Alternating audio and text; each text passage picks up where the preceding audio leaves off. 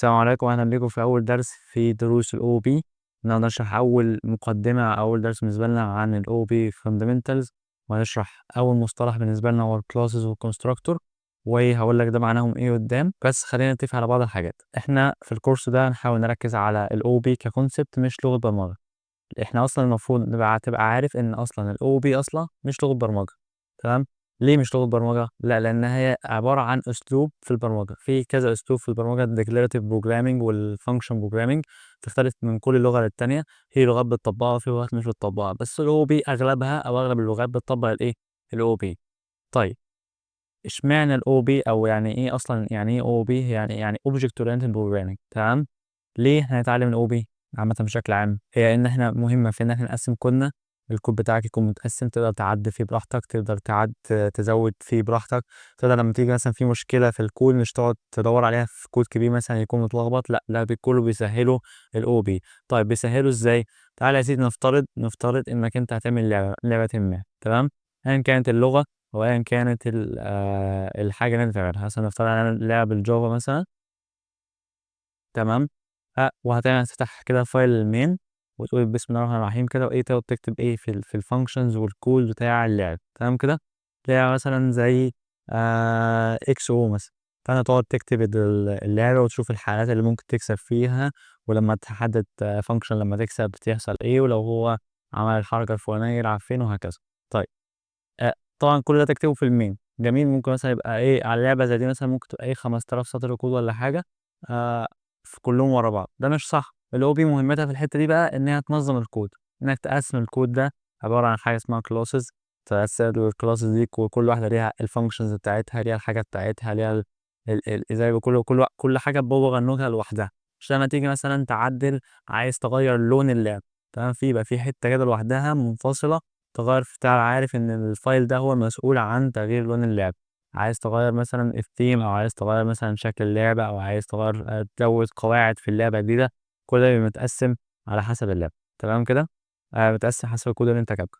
طيب، فتعالى نيجي كده ايه حتة كده ايه يعني تاريخية شوية، يعني مش هتفيدك في حاجة بس عشان تبقى فاهم برضه الدنيا جت منين الأول. فطبعا ايه أول حاجة بالنسبة اللي احنا نفهم ازاي أصلا الأو بي ظهرت، أو يعني ايه اللي خلاها تتطور لحد لما وصلت لشكلها الحالي اللي هي الأو بي. أول مرة ظهرت فيها في الستينات والسبعينات كده، كان ظهرت في حاجة اسمها لغة اسمها سيميولا دي. تمام. هي عبارة عن إيه؟ عبارة عن إنك تقدر تقسم الكود بتاعك إلى objects أو class. تمام كده. برضه أنت لسه مش عارف يعني إيه objects أو class، هشرحهم لك بعدين، بس إيه تبقى فاهم الفكرة. طيب، دخلوا على كده في سمول توك دي في عهد السبعينات بقى بشوية كده. عملوا تعديل شوية وخلوا إيه إنك تقدر تبعت للكلاسز دي، تبعت رسايل وتعمل اوبجكت منها، وكل حاجه اسمها مسج باسنج. تمام كده. طيب، جم بقى في اوائل الثمانينات كده ظهرت بقى لغه السي بلس بلس اللي احنا عارفينها واغلب الناس بتبقى عارفاها في البرمجه. دي ظهرت في اوائل الثمانينات. ركزت شويه على الاو بي وبس، ما كانتش برضو ايه احسن حاجه. جت بقى الجافا في التسعينات. كانت بقى هي بقى ايه اصلا جافا كلها مبنيه على الاو بي. تمام كده، مبنيه على اوبجكت اورينتد بروجرامنج سيرف خالص. فزي ما احنا قلنا الكود مهمته بشكل اساسي زي ما قلت لك، بدل ما تقعد تكتب مثلا مكان كل حاجه في مكان واحد، لا انت بتكتب الحاجه متقسمه. كل حاجه مترتبه. زي مثلا انت عايز عندك مكتبه كبيره فيها كتب، انت ما بترميش الكتب كده وخلاص، لا انت بتبقى عارف الكتاب ده محطوط في الحته الفلانيه في السكشن رقم ايه مثلا، عشان هو لو بيبدأ بحرف الايه تروح مدور عليه. فهو اولا تقسيم الكود بتاعك كويس. تقدر تستخدمه بعد كده. بعدين مثلا نفترض انك انت عامل لعبه كبيره جدا، او مثلا عامل ابلكيشن كبير جدا، وانت مثلا محتاج منه الزرار ده. فانت هتعرف تروح تشوف مكان الزرار ده معمول ازاي، وتاخد نص مثلا تاخده كوبي عندك في مشروع جديد. فده معناه ان هو تقدر تستخدمه تاني. تمام كده. طيب، بالنسبه بقى للتعديل برضو كذلك، هيبقى عندك سهل انك تقدر تعدل في الكود براحتك. انك لو عايز برضو كمان تزود على الكود، بدل ما تقعد مثلا انت مش عارف هتزود فين، لا انت هتبقى عارف تزود في انهي حته بالظبط، في انهي حته اللي محتاجه تعديل، انهي حته اللي هتحتاج تزود فيه. في بعض الكونسبتس بقى، او الكور كونسبتس اللي هنتكلم عنها في الكورس ده، هو حاجه اسمها الكلاسز، حاجه اسمها الاوبجكت، حاجه اسمها الانكابسوليشن، الابستراكشن، الانهيرتنس، والبوليمورفيزم. كل واحده فيهم الشرح بتاعها وتفاصيلها، وكل واحده بتبقى عباره عن كونسبت اساسي في البرمجه، وفي الاغلب هتستخدمه في حياتك بشكل او باخر. طب يعني ايه كلاس ده، او يعني ايه عامه، يعني ايه مفهوم الكلاس ده؟ بالنسبه لنا هيبقى اول مصطلح او اول حاجه نعرفها في الاو بي بشكل مختصر. الكلاس هو عباره عن حاجه اسمها بلو برنت. يعني ايه بلو برنت؟ بلو برنت شايف البيت ده، اي بيت مثلا انت عايز تبني بيت، فالبيت بيبقى عباره بترسم له رسم تخطيطي كده، هو ده البلو برنت او اللي هو المهندسين هيمشوا عليه. طيب برضه مش فاهم يعني ايه. تمام، انت هتفترض انك انت هتعمل مثلا مدينة سكنية، صح كده؟ هل انت بترسم مثلا المدينة دي فيها 100 بيت، هل انت بترسم ال 100 بيت او ال 50 بيت اللي في المدينة كلها بنفس الشكل؟ ما اكيد هما نفس الشكل صح، مش هتقعد ترسمهم بانهم نفس الشكل، مش هتقعد ترسم 50 بيت، صح كده؟ طيب فانت بتعمل حاجة اسمها بلو برنت او اللي هو الشكل العام او اللي هو المخطط الاساسي بتاع البيت، صح كده؟ فانت بتروح رسمه مرة واحدة وبيتطبق كذا مرة، هي نفس الفكرة. دي العلاقة ما بين الكلاس والأوبجكت. تمام كده؟ أنت عندك كلاس اللي هو إيه؟ مثلا نفترض الشخص بيتكون من إيه؟ من وش وشعر وإيدين ورجلين، صح كده؟ طيب عايز تعمل منه أوبجكت، تمام؟ رحت كريت من الكلاس ده، أنت عندك اللي هو الهيكل الأساسي بتاع الشخص. طيب خدت الهيكل الأساسي بتاع الشخص ده وحطيته على جنب كده، قلت أنا عايز الشخص ده يبقى شعره مثلا أسود وهو أسمر شوية وعنده إيدين ورجلين. عايز برضو تعمل شخص تاني، أنت عندك الأساسيات إن هو لازم يكون الشخص ده عنده عينين ورجلين وإيدين وبق ووش ولون شعره والكلام ده، تمام كده؟ طيب هتكرر واحد تاني بس بصفات مختلفة. هما الاتنين اسمهم أوبجكت، ولكن كل واحد فيهم بيبقى ليه صفاته المختلفة وليه تصرفاته المختلفة عن الأوبجكت التاني. فده معناه من الآخر إن الكلاس هو الوحدة الأساسية أو الحاجة اللي بنبني عليها البروجكت كله، أو مثلا الحاجة اللي احنا بنمثلها على أرض الواقع ونعمل منها أوبجكت كتير. الحركة دي أو اللي هي يعني مثلا البروسيس دي إنك تعمل يبقى هنا الكلاس يعني كاريت منه أوبجكت. تمام، الحركة دي عشان يعمل حاجة اسمها كده، حاجة اسمها إيه؟ كونستراكتور. تمام كده؟ طيب الكونستراكتور ده مهمته الأساسية إن هو يعمل إيه؟ إن هو ينشئ الأوبجكت ده، تمام كده؟ زي ما قلنا إحنا في مثال مثلا في مصنع عايز بيعمل عربيات، تمام كده؟ فالمصنع بالنسبة لك هو الكلاس، المصنع هو اللي معاه مخطط العربية وشكلها وحجمها وألوانها وكل الكلام ده شكل العربية. أنت عايز تطلب عربية خضراء وعربية صفراء وعربية كذا وعربية كذا، تمام؟ دي منها الأوبجكتس، تمام كده؟ الحركة اللي بتعمل أو الأكشن اللي بيحصل ده بيبقى اسمه إيه؟ كونستراكتور. طيب هل الكونستراكتور ده بيكون ثابت؟ هل مثلا انا عشان اعمل مثلا زي ما احنا قلنا المصنع ده عايز يعمل مثلا 30 عربيه، تمام؟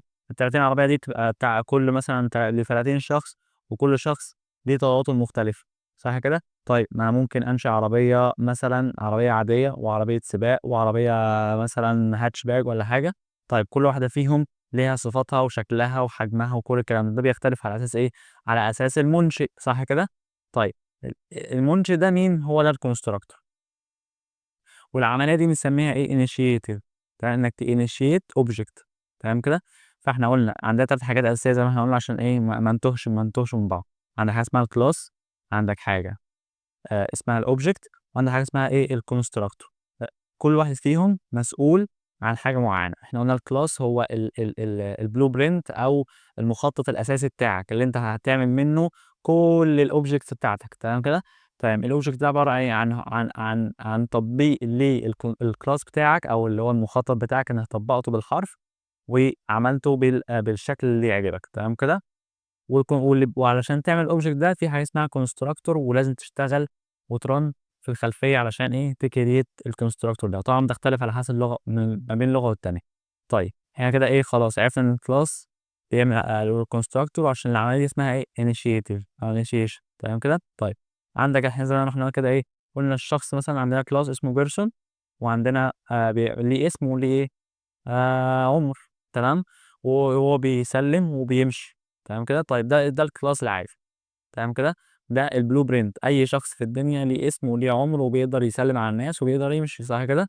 طيب لما تيجي تكاريت من الشخص ده ممكن تقول مثلا بيرسون ايكوال ايه؟ اسمه احمد، تمام كده؟ وعمره 15 سنه.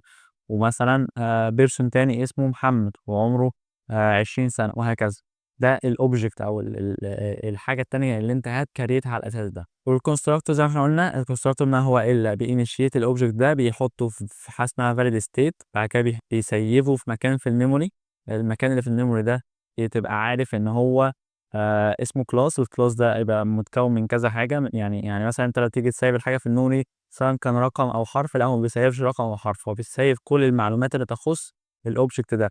الobject ده يتكون من الاسم، يتكون من العمر، يتكون من أي حاجة تانية، كلها بتتسيّف في مكان واحد في الmemory بيبقى عارف مكانها.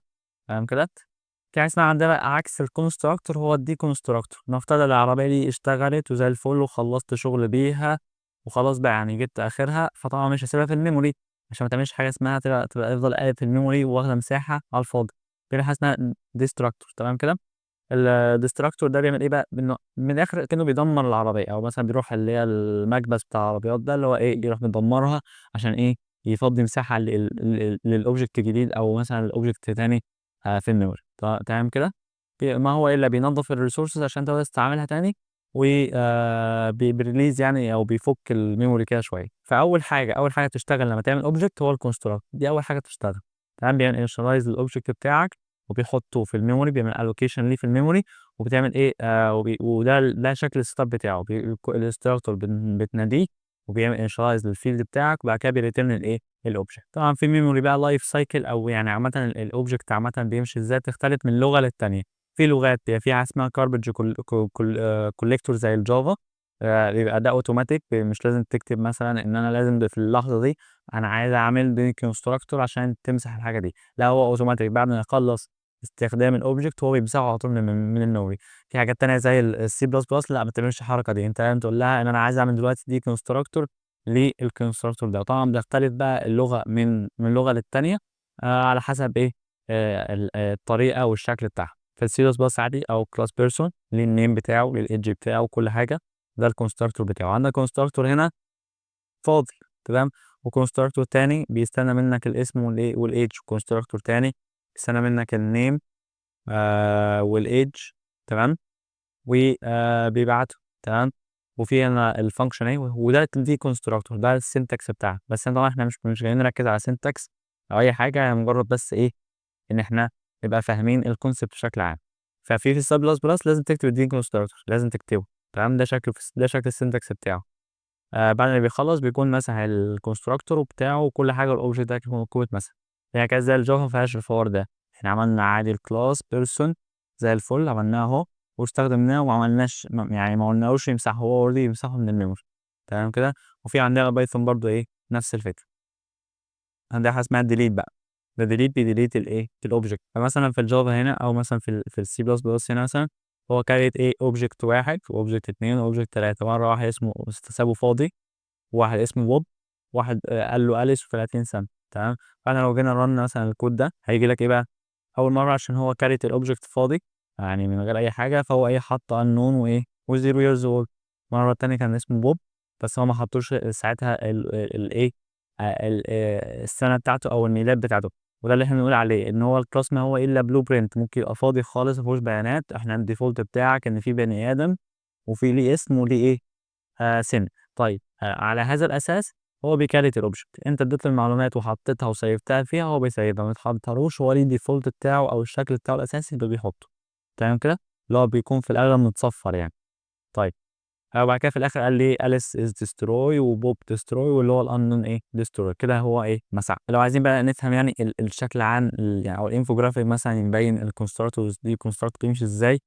تعالَ أنا هاسيب لكم الرسمة دي عامةً، كده هاسيب لكم الكود والأمثلة دي كلها والرسمة دي عامةً بشكل عام في الdescription تحت. هاسيبها لكم في link يعني لوحدها تقدر تشوفها. وعشان مش عايز أطوّل عليك إن شاء الله في الدرس اللي جاي هنتعلم بقى إيه عن حاجة اسمها الencapsulation والabstraction، ودي هتكون بقى إيه تفصيلية أكتر عن إزاي برضه نستخدم الclass نقدر نقسّم الكود بتاعنا أحسن، ويكون abstract أكتر، ويكون أحسن في الشغل وتقسيم الشغل، وإنك تعدل على الكود بشكل أسهل.